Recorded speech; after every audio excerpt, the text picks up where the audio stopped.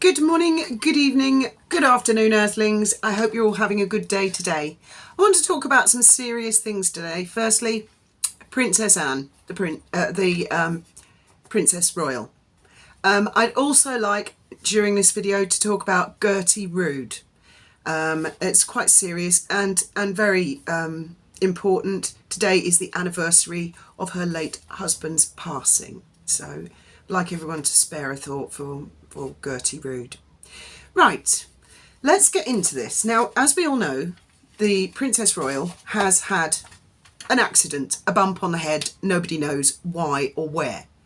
And the Daily Mail put out an article which was their headline, but it was quite quickly removed as the headline. The article is still there, and I will put a link in the description to that specific article so you can go and look at it.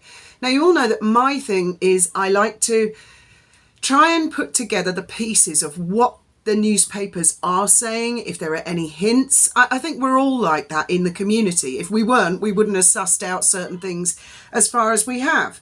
Now, as I understand it, initially they were saying that the princess was going for a walk on the Gatcombe estate where she lives, and that she has concussion, which they refer to as minor concussion. Now, before we come to all of that, I posted this on Twitter, and a lot of people agreed about some of the unusual use of language in that article. Some other people, and they're perfectly entitled to say, well, it's not your business, her personal health issues. Well, no, I'm sorry, no, I couldn't disagree more strongly if I tried. This is a completely different situation to the Princess of Wales. The Princess of Wales, much as we love her, she is not in the line of succession. She is not a councillor of state, as far as I know, and her health does not affect constitutional issues to do with the line of succession. Now, let's be clear what a constitutional monarchy is. It is a bloodline. It's not an election. It's not a popularity contest. It's not a beauty contest. It is a bloodline.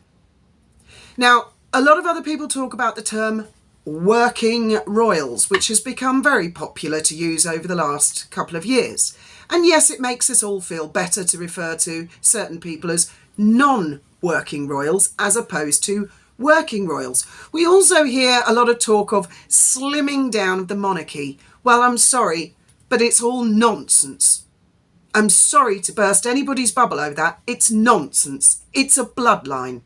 Let's say, just for argument's sake, everybody died and Harry was the next in line. He would be the monarch. Those are the rules. As far as I know, the terms working royal or non-working royal are not legally binding terms. I hear this a lot, and it's just nonsense. Princess Anne, of course, is in the line of succession much further down the line, but she is also a councillor of state. There has been much talk about the issue of councillors of state. Now, Lady C, as I've said many times, came up with the exceptionally elegant solution, an interim, temporary, fix solution by adding 2 additional councillors of state. Now, a week ago, I suppose this was unthinkable to anybody. But to me, from the beginning, Harry needs to be removed from the councillors of state. He needs to be removed. It's no good saying palace officials are saying it's never going to happen. It's no good saying domicile, residence. Forget it. It is a line of succession. There are people out there who are 938th in line to the British throne. If everybody before them died, they'd be the monarch. Or 1 millionth in line to the throne. If 999 people died, that 1 millionth person in line to the throne would be the monarch. It's not a question of we choose. We don't choose. They are not political. They are there to stabilise. That is the idea of a constitutional monarchy, which works very, very well. And I can give you one example. Those of you who've been with me for a long time will know this story, and I won't bore you too much.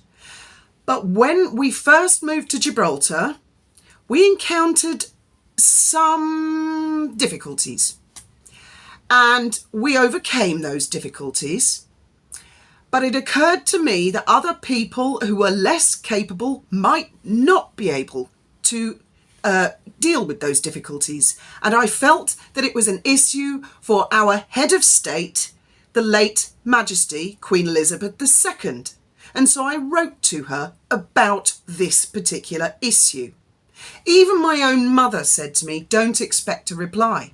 And I said, I do expect a reply, and I guarantee you I will get a reply, because she is the head of state and I have written to her as my head of state, and Gibraltar is British territory. And so she did.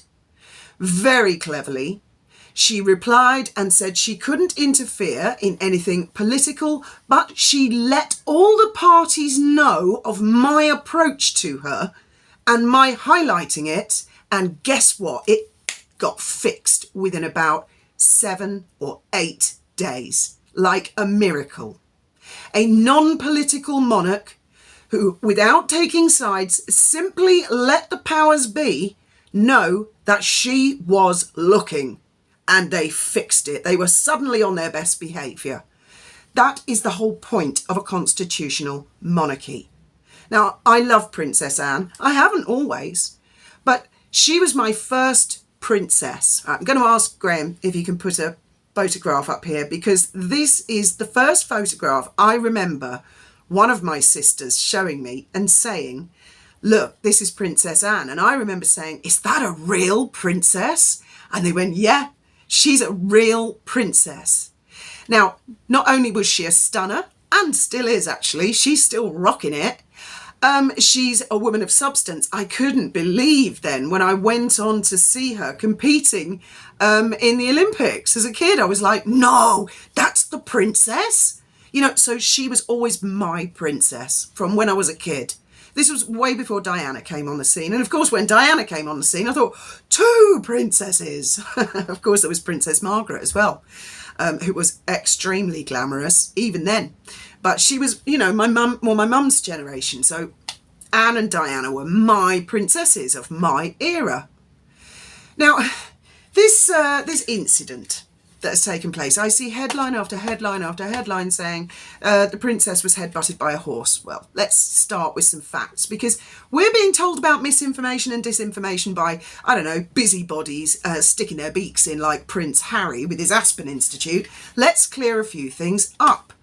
No one knows exactly what happens. Now, I've taken some highlights out of this particular article. The palace said it would not confirm whether or not the princess was with anyone at the time. Gatcombe Park is, I think, 730 acres. And for anyone out there not sure what an acre is, it's the equivalent of 3 square kilometres. That's a big ass estate, okay? It's got a big house on it, and it's got a farm on it, and it's got other buildings on it. So her children live there with their families, and she lives there with Sir Tim Lawrence. Okay, and probably a lot of other people who work on the estate also live there. But that doesn't mean they're all in like one little room and she fell over and bumped her head and they were all there with her at the time when it happened. She was apparently out walking on the estate. Now, I don't know any more details than you guys, but it sounds to me as if she went out for a walk and her ETA was overdue, her estimated time of return, you know, when she would normally come back. And so people have gone out looking and found her. And they don't know. Now, the other thing they said was, they have said she's conscious and comfortable, and that's great. That's great. And I've no doubt, and I wouldn't like to be the people in there. I bet she's forming an escape plan right now as we speak. She is not going to like being held. She'll see it as held captive in hospital. Medical teams say her wounds are consistent with a potential impact from being head-butted or kicked by an animal or animals.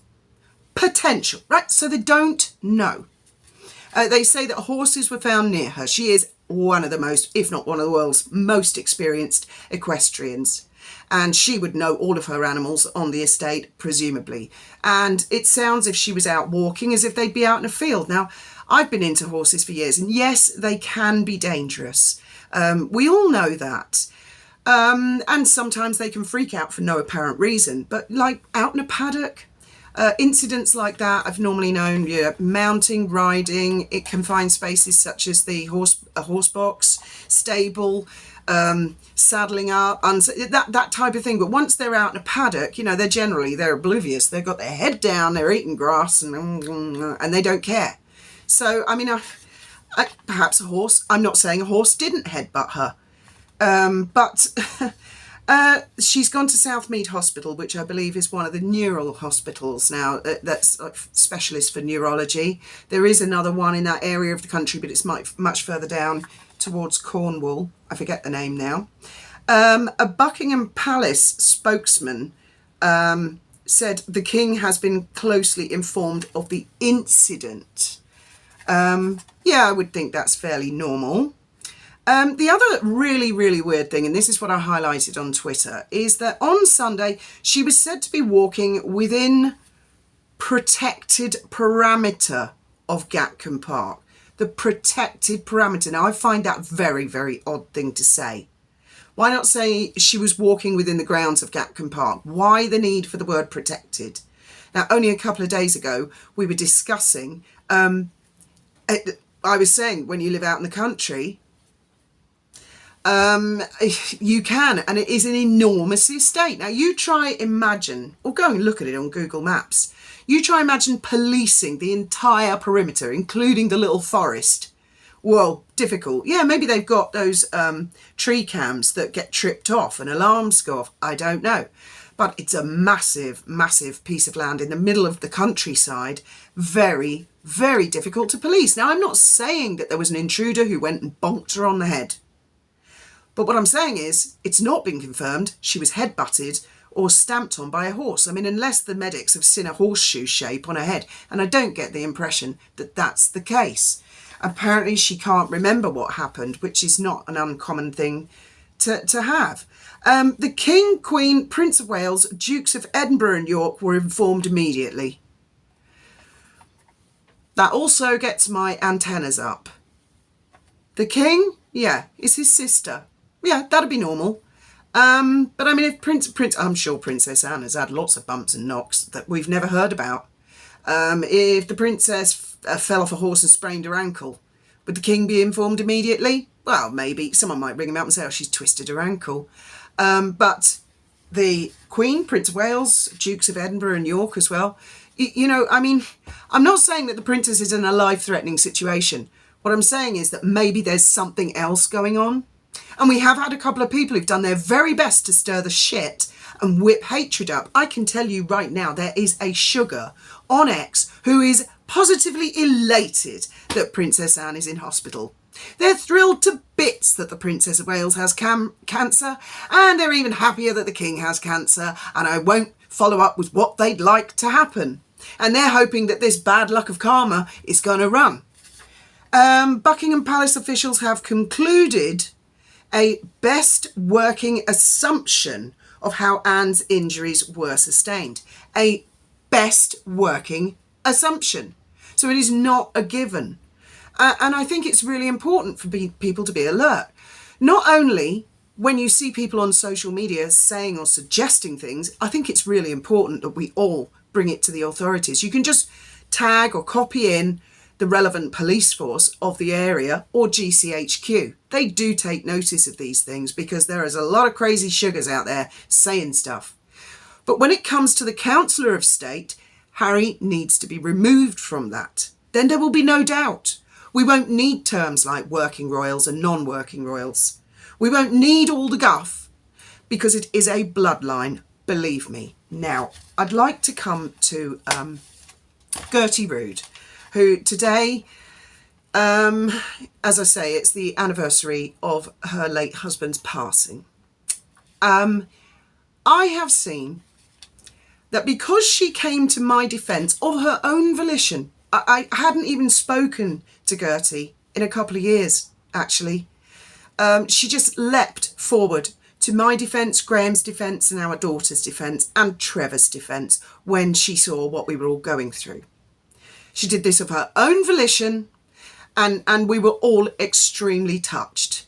And now there are 3 grown men bullying her on social media. I won't name them at this stage.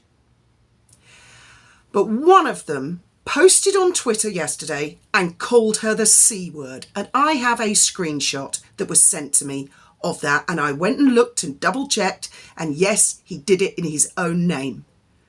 You know who you are. And if you ever call Gertie Rude the C word again on any social media and I get to hear about it, I will read out every painful word of my letter response that I sent you 3 weeks ago. I have saved your blushes thus far. I have also refrained from doing so on the request of certain police forces in order to help a certain thing that's going on big time in the background. But I will make an exception. If I see one more C word, I will not only read out that letter, I will read out your tweet and I will display it on this channel for everybody to see. So if I were you, cover your ears, ladies and gentlemen, I'd shut the fuck up. Thank you all very much for listening, and I do hope you have a pleasant day.